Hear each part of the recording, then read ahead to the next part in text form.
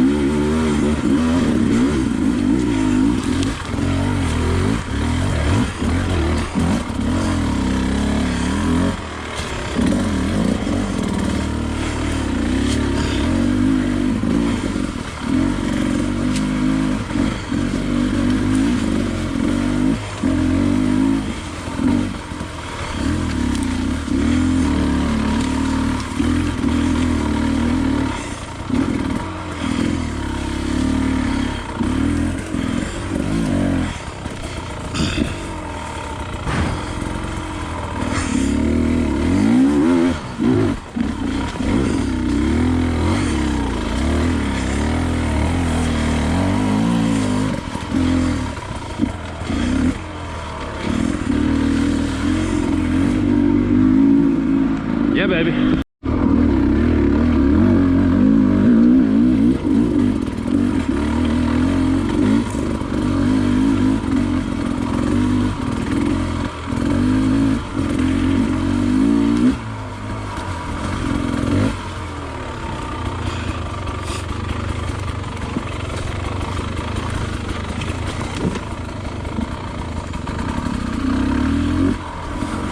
Okay.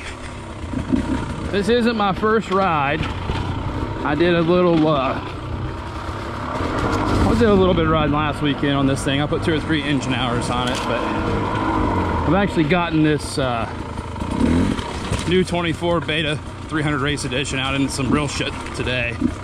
I rode with a younger crowd last weekend, and we did some single track and we did some main trail, and we did a good variety and a good 30-mile ride. I mean, it was good, lengthy, solid ride for sure.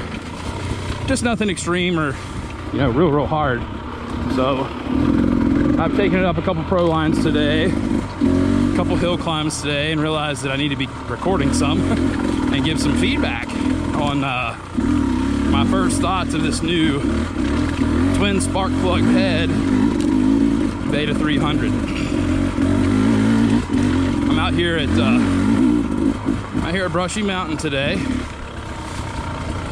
It's a beautiful weekend. A little wet and moist, but nothing crazy.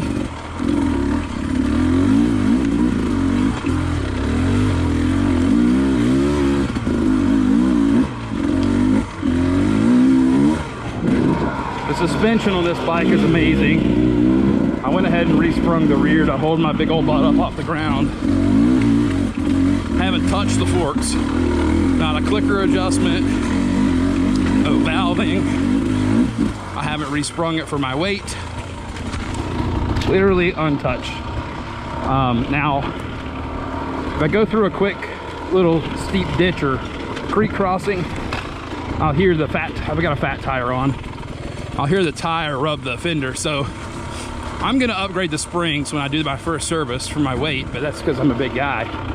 Otherwise, probably the best suspension I've ever ridden, and it's straight out of the box, untouched. Go Beta. So glad that you went to the KYB rear shock last year, and I think the entire community has been waiting on that for some time. So chassis is pretty well the same. They said they changed the frame. I can't tell it. I put radiator guards on this machine. I I put all my accessories, rotor guards, frame guards, swing arm guards, all that stuff, skid plate, all you know, same stuff transitioned over. The frame guards, I like to run the Turbis X-Frame or X-Grip frame guards. Those don't work on here because they did update the rear brake. So the master cylinder for the rear brake on this bike is slightly different, and the part of the fork guard that's basically designed to protect that is a little bit different on this bike. So they don't work. They could be zip tied, modified, you know, cut back, whatever, but this thing has brand new frame guards on it, obviously, so I'm not even worried about that. And by the time I go to replace them, I'm sure they'll have a set out for the 24. I purchased a fan kit from Extreme Parts. I normally run the Beta OE fan kit. Morgan Spradling from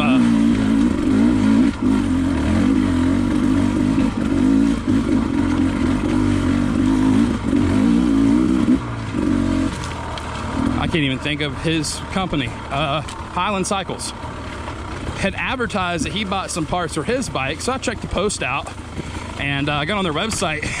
This fan kit, it's from Romania. It's 67 bucks. I think I paid 90 or 94, including shipping, to get it to my front door from DHL, which was like a couple of days. I was like, holy cow, mind blown. It did sit in customs for a day or two. All I had to do was call and ask while I was sitting there, and they released it. I guess because, you know, obviously it came from another country. You got to do that when you declare items into the States. But it comes with everything you need to mount it. It comes with the mount. It comes with the OE wiring harness.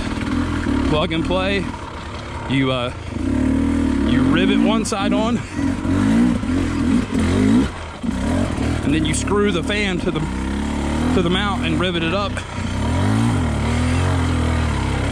Very self-explanatory, very easy to do. It actually looks like a much better quality fan to me than the OE. The bracket is a polymer or plastic versus a steel or aluminum. However, the whole concept of the fan and its design, I feel like, is a little beefier. It's a heavier duty fan. The mount works. There's nothing wrong with it being plastic. It rivets straight up to the radiator without any modifications. Very much so like the OE fan. It's very quiet. You can't even hear it when it's on at all. It's a fun little section here.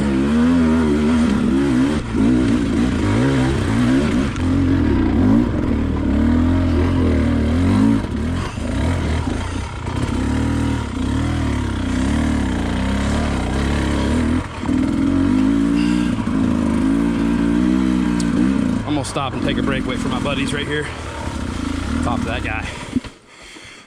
But the bike in general is very similar. A few minor differences. Suspension's definitely better. I love it, as I've already mentioned. The whole power delivery, the 2 spark plug head, I don't see any performance differences. I'd be willing to call you crazy if you said you did. It's supposed to get better fuel economy. I'm used to running an oversized tank. I'm on the stock tank. I did a 30-mile ride last weekend and didn't have to hit reserve or anything. I typically adjust the needle up to position 2 on these bikes. It comes like, if you have a 5-position needle clip, it comes right here in the middle. So what I do is I drop the needle and raise the clip 1 position, so it goes to number 2, which increases fuel range, increases throttle response. It's a little bit crisper. You get less spooge on the pipe, leans it out a bit, and you get, you know, better throttle response and overall performance. But you also increase your fuel range, like I said. I'm going to break this bike in 10 or 15 hours and determine if I need to do that. So far, with it being on number 3 and having the 2 plugs burning, it seems to be a little cleaner, but it still seems a little fat on like the takeoff. So I think it could be cleaned up a bit. So stand by. I still plan to make that adjustment to the carburetor with the needle clip adjustment. I just don't want to do it when the bike's brand new and run it a little too lean and, you know, get it hot or not have enough oil and gas going to the cylinder. So I'm just going to do a break-in period and then make the adjustment, go from there. What do you say, oh buddy? That was good. Rock and roll. That was good. Hell yeah, Chris is killing it today. Okay, back to the ride.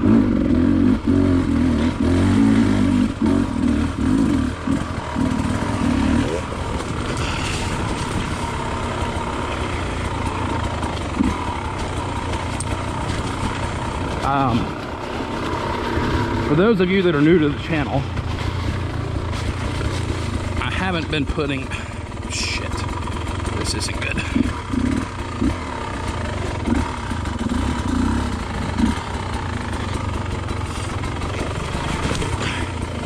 I haven't been putting out as much content lately. Haven't been riding as much in general lately, but gonna try to do better. Get the videos fired back up, do a little bit of commentating, and you know, been doing a lot of coaching and training with some younger teenage kids, 12, 13, 15, and man, that age group is so much fun. And then just also helping out some guys that are in the you know, in between the novice and expert realm. So not a newbie and not a pro, but just a, you know, good solid intermediate rider, and getting them more comfortable with some of the stuff that they're maybe not so comfortable with in the beginnings. And that's a lot of fun too.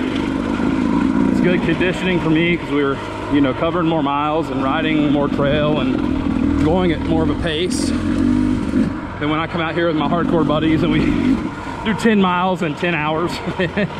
It's fun. You're just pushing and struggling and cussing a lot. So I like these high mile days. A lot of fun. Got one kid that I'm coaching for upcoming hare scramble season, and he's gonna crush it. He's gonna crush this competition. If you're in his class, I'm sorry. He's gonna beat you.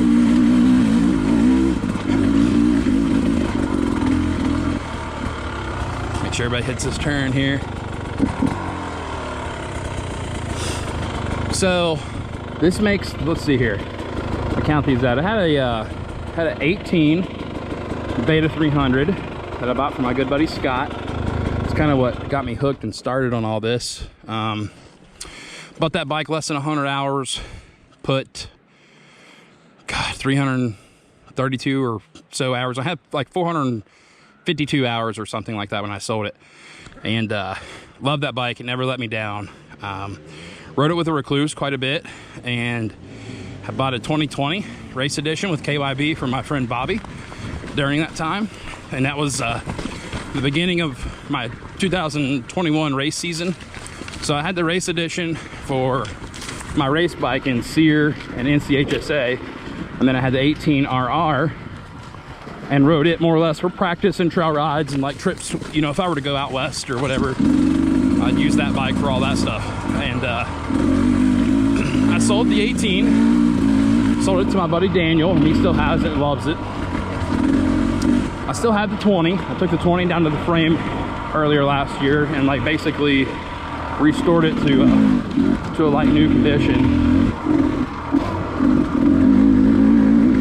It's got some sentimental to it to me, so I'm gonna keep a hold of that one. That'll be my vintage bike when I'm an old man.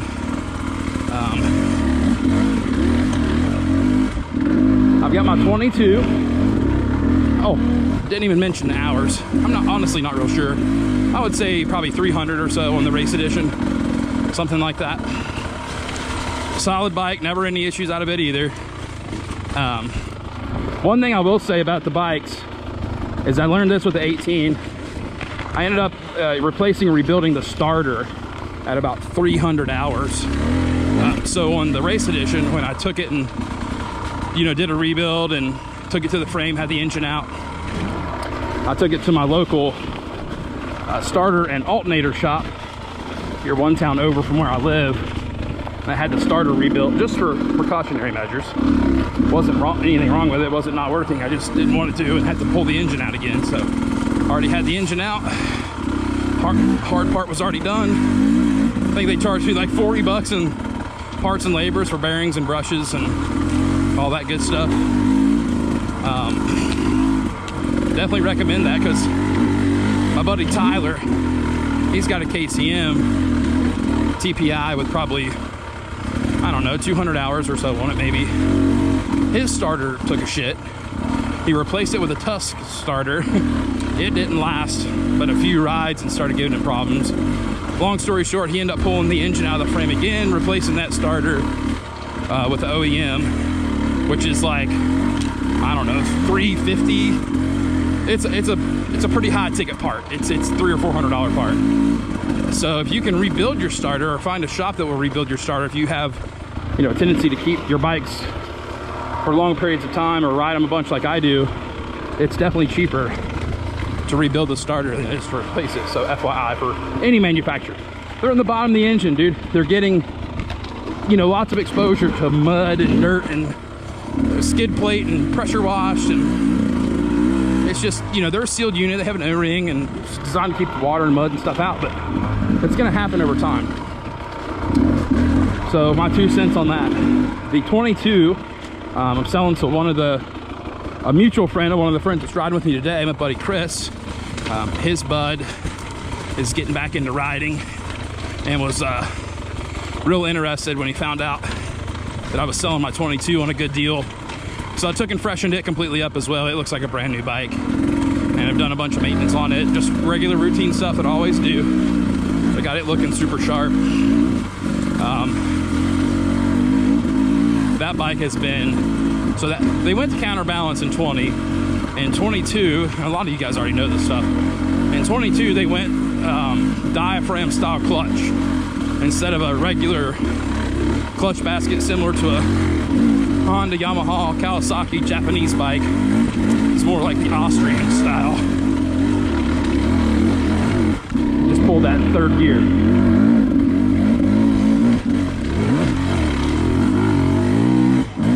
This thing is like grunt master.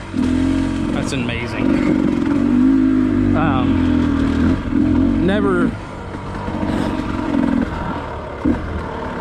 Never had a moment's trouble out of the 22. I've actually probably had the most quality riding on that bike because I was learning, you know, I was learning a lot on the 18. I was racing a lot on the 20. I was really enjoying being decent, you know, above average type of trail and being a decent rider on the 22. So I have a lot of good trips and memories and experiences and things of that nature on that bike. I hate to see it go, but you can't keep them all. I don't need 3 or 4 of these things. Honestly, just need one. But I wanted to try the latest and greatest, and they continue to impress me. Every time they change or update or come out new, I mean, for one, you get the new bike experience, right? It's all nice and tight and new feeling and smooth. I would say the biggest difference about this bike, 2 things. The suspension, upgrading to the KYB rear was a great move on Beta's part. And I also feel like the engine is smoother. Not that the others aren't smooth, because they're counterbalanced. They only have 1 lobe though, where the KTMs have 2 from my understanding. So a KTM counterbalanced 2-stroke's like as smooth as it's as smooth as you can get an engine. It's perfect. It's like a 4-stroke or whatever. Now my buddies are gonna hold me to comparing these 2 bikes and saying that, but it's the truth. They're smooth, super smooth, and this bike is too. And while it's not the same as a KTM, I feel like it's better than the previous generation. And I don't know what about it is different. I don't even know that anything about it truly is different. Did I miss a turn? I think so. And it could just be in my head, or it could be the fact that this one doesn't have a bunch of hours on it and it's just not been, you know, used. It's just tight and new. But I would say the suspension and the smoothness of the engine are the biggest noticeable changes for the 2024 year. And of course, the looks. Good God, these bikes, they're so freaking sharp. The red, white, and blue gets me every time. Went ahead and upgraded my gear this year. Got freaking splooge all over it from Wyatt. I was working on Wyatt's, or Greg's bike with Wyatt last weekend. I got just adjusting the sag on the suspension with another buddy, and I got into his tailpipe, man, and I got black splooge all over my new gear. I can't get this crap off. It'll come out eventually. I scrubbed at it with some Dawn and OxyClean and got it to fade out a little bit, so I'll just repeat the process and do it a few more times and hit the other spots that I've got it on here as well. But got a good solid group today. I think we got a group of 5. We got me up front, Nick and Jeremy in the middle, John tailing the pack, and Chris in the middle too. So got a good little group here. Ooh, nutted myself there.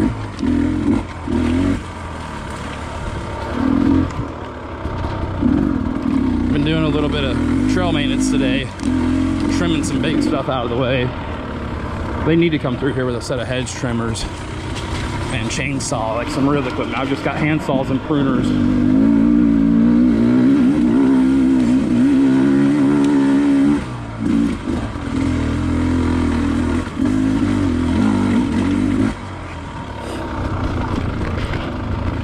But Tyler's got the goats race coming up, so sure, that's the priority right now. But all those face slappers, like, that crap needs to go, man. There's several down trees. There's just there's a lot of things out here that could use a little touch up. It's not bad, but they could use what I call a little TLC. Like, this isn't even part of the trail. The original trail's blocked, so people have basically rerouted or made a new line. You can't even see the trail through this gap. Just needs trimmed up. And I've been doing, tell you what, and that needs like a saw. That's too much for a hand saw. I've been doing what I can today, but I'm not gonna go like, you know, Rambo on these freaking tree limbs, because there's millions of them, and we need like one person per section out here working sections 1 through 9 to get it cleaned up. That'd be super ideal. But I'm gonna sign off here real quick. I don't hear any of my buds, so I'm gonna pipe down and see if I can find them. This battery's probably about shot, but I've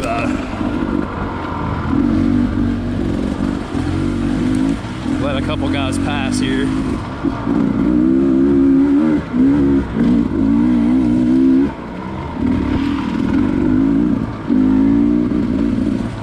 Sneak in behind Chris. I filmed Chris's boy last week. Get him on film a little bit today.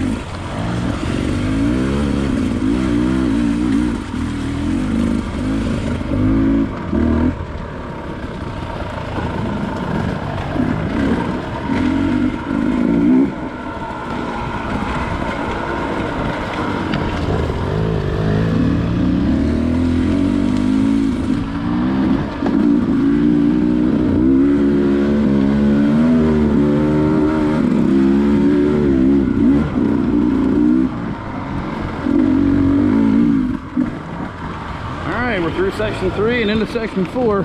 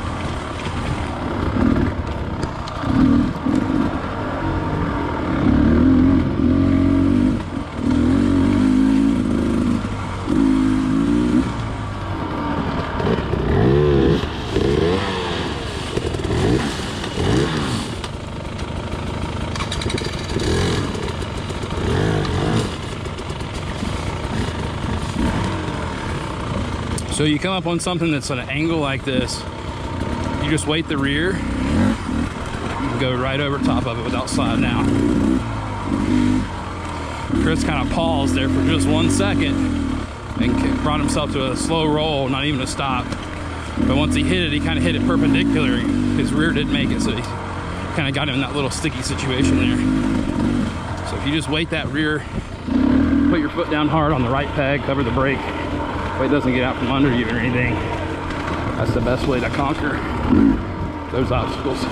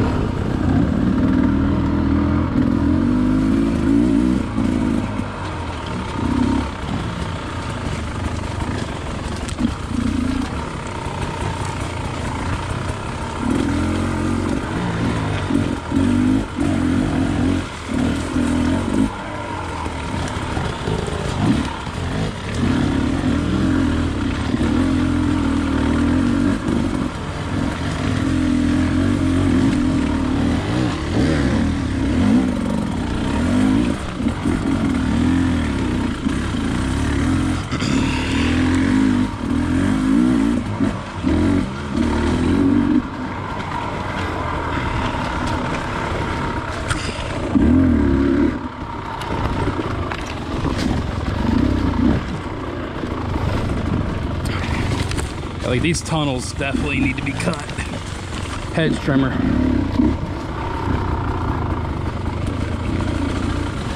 Or just whack them at the base with a chainsaw.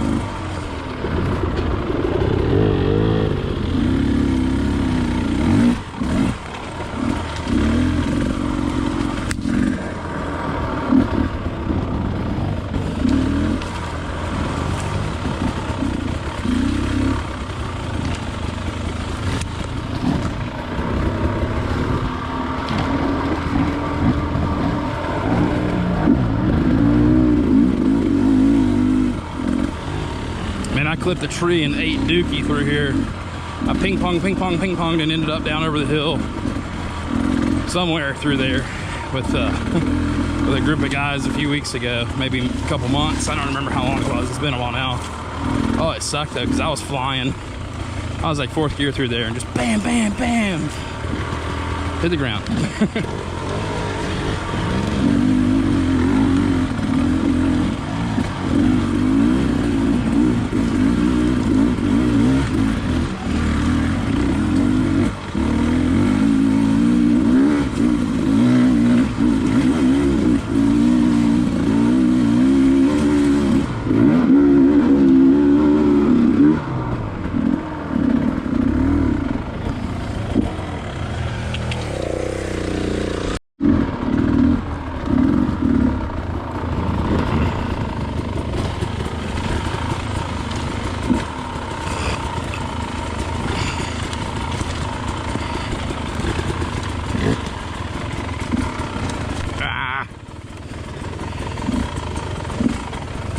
Wanted to do that standing up on the pegs and not touch, but no such luck. A little too tight for me and the handlebars to squeeze through that.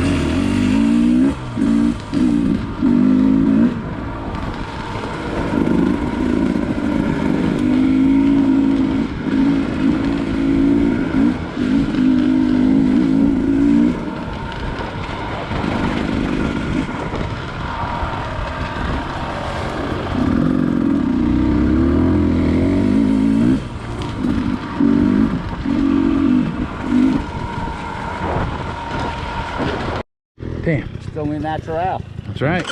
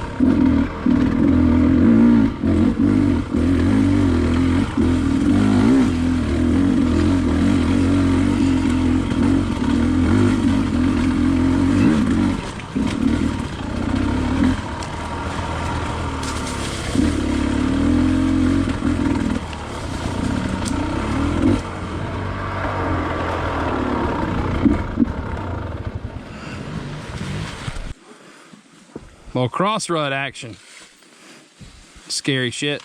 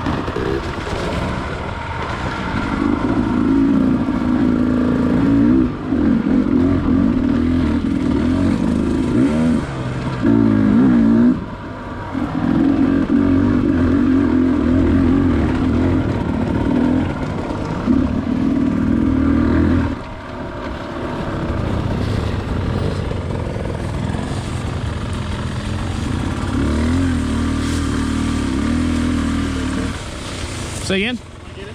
Yeah, we can. That couldn't have fell any better. I wonder if it'll break. Looks pretty green. Yeah, boy. Yeah.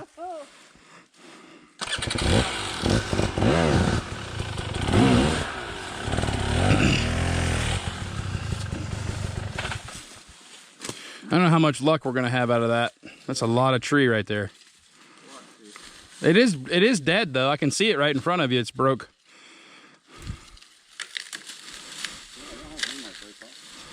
These woods are awesome. This is my favorite part. Is this area? Yeah. Is that you? Huh? Is that you? Guess not.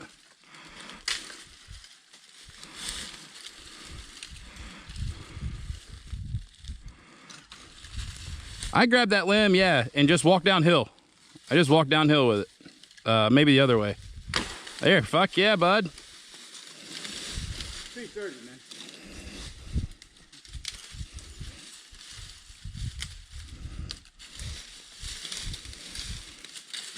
Doing our part. There we go.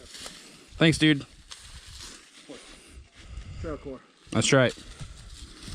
I'm sending Tyler our bill. He ain't gonna like it.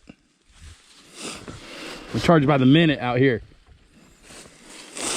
$10 $10 a limb. $10 a limb. That's pretty. Yeah. I wonder when the last time he's ever been back here. All good? 2005. Yep.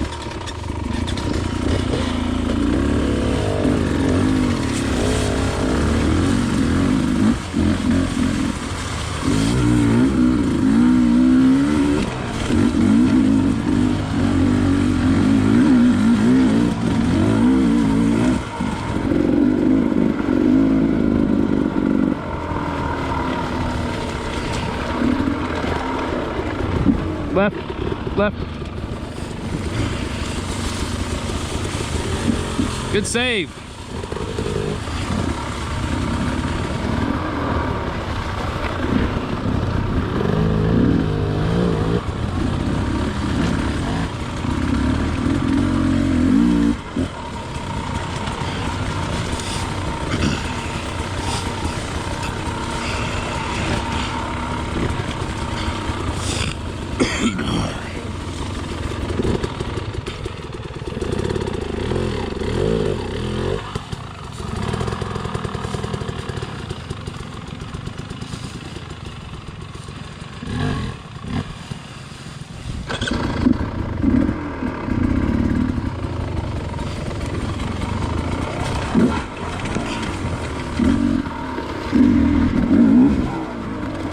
Oh, this is new.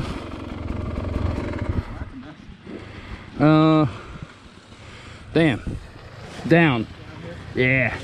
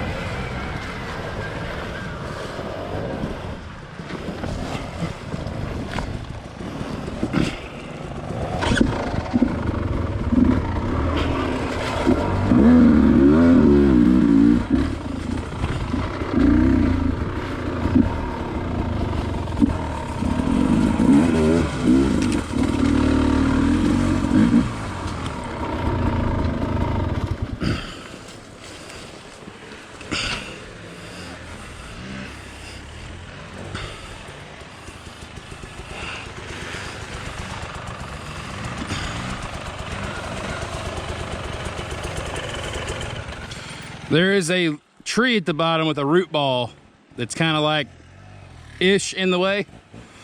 I'd recommend going between these two trees right here.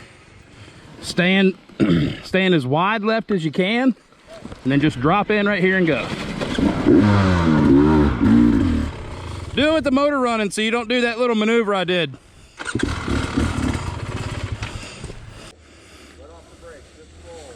That's it. Perf.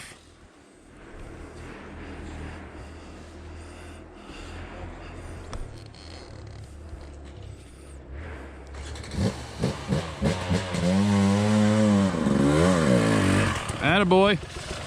Now, I don't know how wide that side is, but when you come through here, just literally pull the clutch in, no brakes at all. Just roll down it like a mountain bike.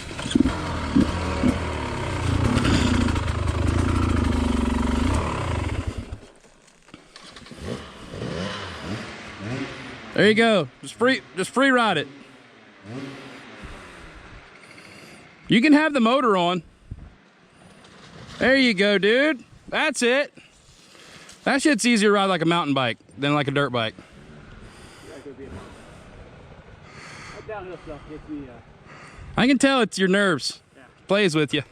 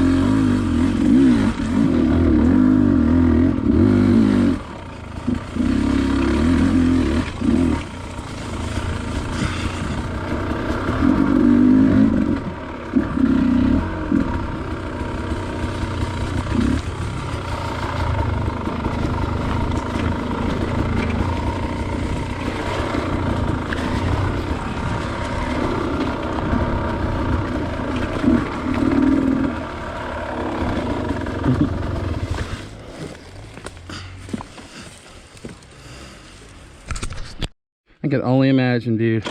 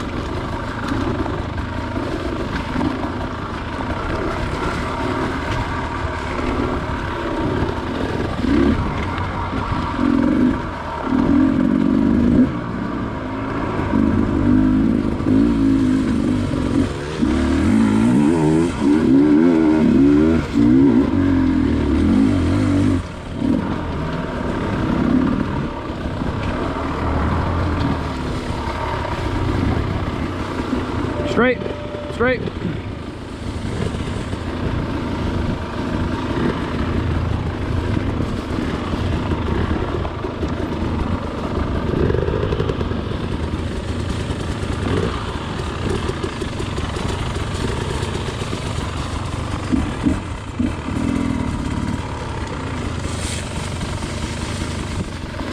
So when it's real shitty, get over here in the leaves a bit and it'll get a lot more traction. Go to the far right line when you get to the bottom of the hill. As far right as you can go.